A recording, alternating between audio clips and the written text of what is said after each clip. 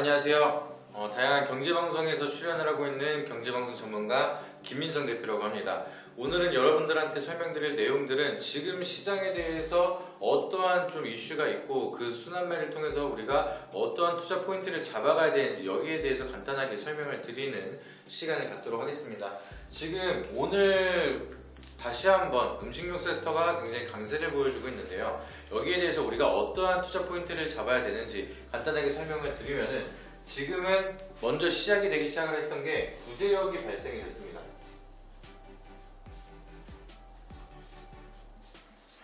구제역이 지금 한국에서 발생이 되기 시작을 하면서 많은 가축들이 살상 처분이 되기 시작을 했고요. 그리고 나서 미국은 광우병이 터지기 시작을 합니다. 이 효과 때문에 지금 돼지고기랑 소고기에 대한 가격이 계속해서 치솟고 있는 상황이 나타나고 있고요. 그리고 여기에 더 맞물려서 지금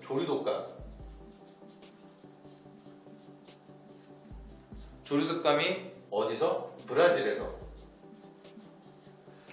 발생이 되고 있습니다. 근데 지금 위기인 게 브라질이 전 세계적으로 가장 많은 점유율을 유통을 하고 있는 고기의 최대 유통 국가라는 게 좀 중요한 포인트겠죠. 그래서 지금 브라질에 대한 닭고기가 유통이 줄어들게 되면 거기에 대한 닭고기 희소성 때문에 원가 자체가 상승할 수 있는 전망이 나타나고 있고요. 특히나 브라질 국내에서도 많이 수입이 되고 있는 상황입니다. 우리가 알고 있는 순살 이 모든 게 다 지금 브라질산으로서 사용을 하고 있는데 이게 수입이 중단되기 시작을 한다라고 하면은 국내에 대한 닭고기, 육고기가 더욱더 유통이 많이 되고 점유율이 증가할 수가 있겠죠. 그렇게 되면은 거기에 대해서 투자 포인트가 또 한 가지가 생길 수가 있다라는 거고요. 그리고 추가적으로 지금 일본에서는 후쿠시마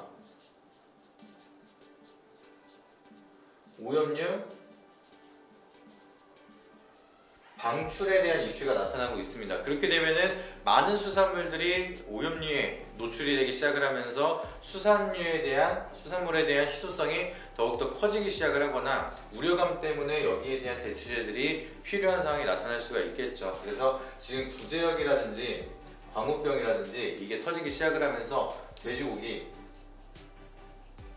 소고기 이게 가격이 높아지고 있고요. 그리고 오염류 방출을 통해서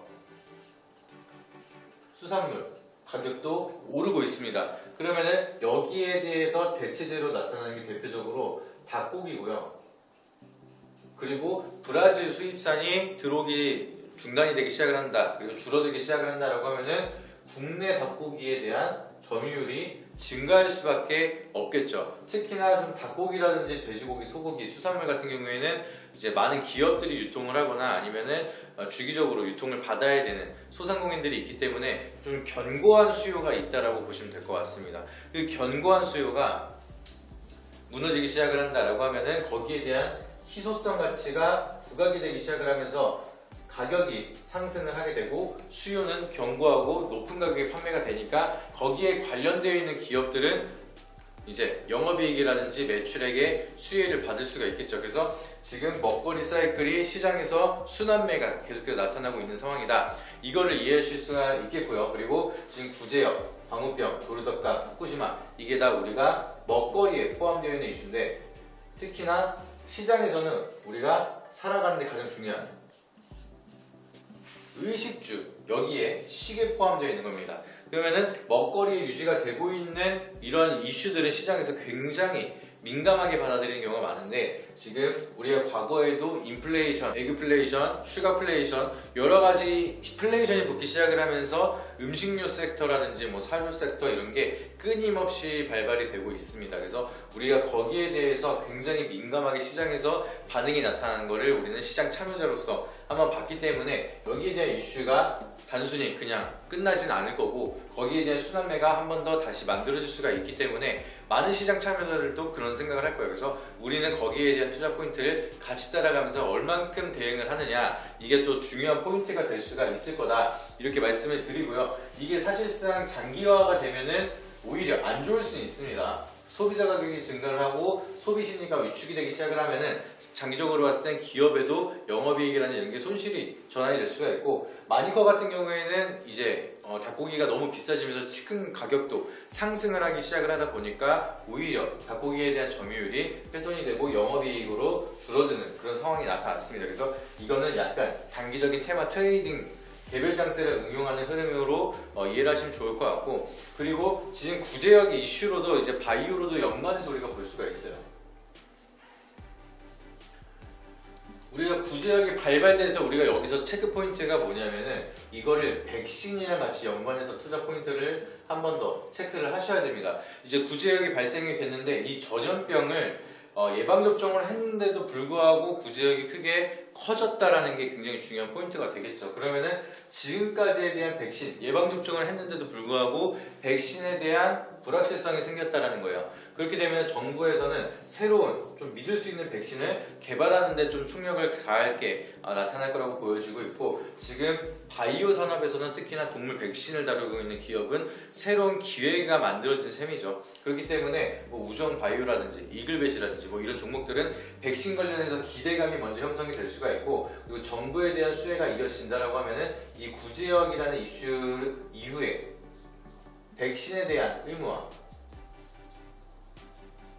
다시 한번 나올 수가 있겠죠. 그래서 그 전에도 의무화를 시켰기 때문에 과거에 백신을 안 맞은 가축들은 세상 처분을 하더라도 거기에 대한 위로금이라든지 보상금이 없다라고 얘기를 하고 있는데, 사실상 백신에 대한 문제도 굉장히 많았습니다. 항체율 형성이라는 게 좀 기준점에 미달하지 못하고 좀 더 부족한 상황인데도 불구하고 그냥 빠르게 승인이 나면서 긴급 예방 접종을 해버리고 이런 사태가 나타났는데, 좀 더 깐깐한 기준으로 식약청이라든지 FDA 승인이 들어가는 데는 좀 더 까다로운 조건이 많이 붙겠지만, 그래도 이 백신에 대한 개발이 된다라고 하면은 우리 국내에 있는 축산들에 대한 백신 접종률이 굉장히 높아질 수밖에 없고, 정부의 지원이 나오더라도 그 백신에 대한 접종률을 높일 수밖에 없는 상황이 이어지고 있기 때문에 이 백신을 개발해서 백신 의무화에 대한 수혜를 받을 수 있는 기업들을 우리가 잘 체크를 하는 게 좋겠죠. 근데 저도 뭐 바이오에 대한 연구원은 아니기 때문에 어떤 기업이 정확히 갈 가능성이 높다, 이거는 계속해서 정보를 체크를 하면서 흐름을 지켜보고 저도 체크리스트를 뽑아 나가야겠지만,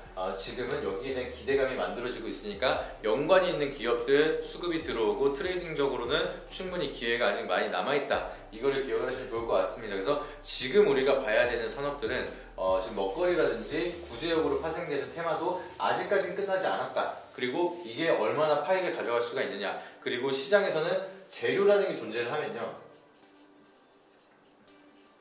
이게 결국에는 터질 재료가 남아있고 그 부각이 아직까지 남아있다 라고 하면은 저가 매수에 대한 기회로 되는 경우가 굉장히 많습니다.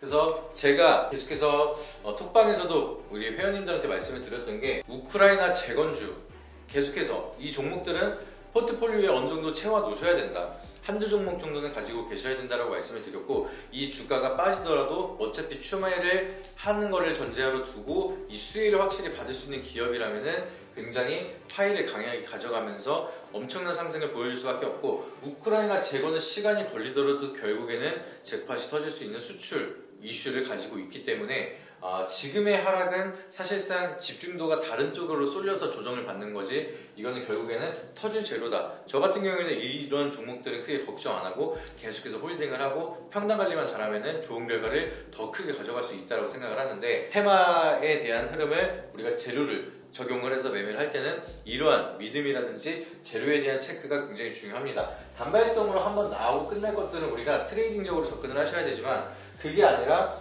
어차피 터질 재료를 보유하고 있는 기업이라면은 마음 편하게 우리가 저가 매수를 하고 더 떨어진다라고 하면은 평단 관리만 잘 하면서 신중하게 매매 타점을 고려한다라고 하면은 오히려 비중을 실어서 더 크게 수익을 낼 수 있는 좋은 기회가 될 수가 있기 때문에, 그거를 좀 더 찾는 훈련, 그리고 그거를 대응하는 훈련을 계속해서 이어가는 게 굉장히 중요하겠죠. 그래서 오늘은 지금 최근 들어서 우리가 이슈가 있는 종목들을 간단하게 정리를 해봤고요. 앞으로 유명한 산업들은 굉장히 많습니다. AI라든지 로봇, 반도체, 2차전지, 뭐 4차 산업에 대한 혁명이 이제 막 시작이 되고 있다 보니까 잡아야 되는 산업들은 굉장히 많은데, 시장에 누가 주목을 받고 우리가 어떤 종목들을 바로바로 체크를 해야 되는지, 이거는 그때그때 재료와 이슈 체크가 필요하기 때문에 간단하게 오늘은 칠판을 통해서 설명을 드리는 시간 가졌고요. 오늘 영상이 도움이 되셨다라고 하시면 구독과 좋아요, 알림 설정까지 잊지 마시고 한 번씩 부탁드리고 더 좋은, 더 많은 정보들을 원하신다라고 하시면은 아래 상세보기 보시면은 텔레그램 링크랑 네이버 카페 그리고 제가 운영하고 있는 인터넷 신문사 신명일보까지 링크가 다 걸려 있으니까 오셔서 다양한 정보 더욱더 많이 받아보시길 바라도록 하겠고요.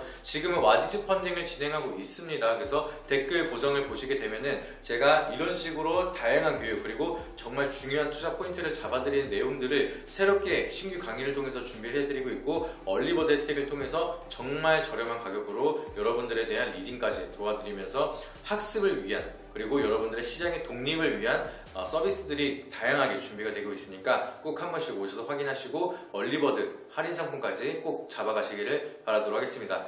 오늘 하루도 고생 많으셨고 다음에 더 좋은 영상으로 찾아뵙도록 하겠습니다. 네, 이상입니다.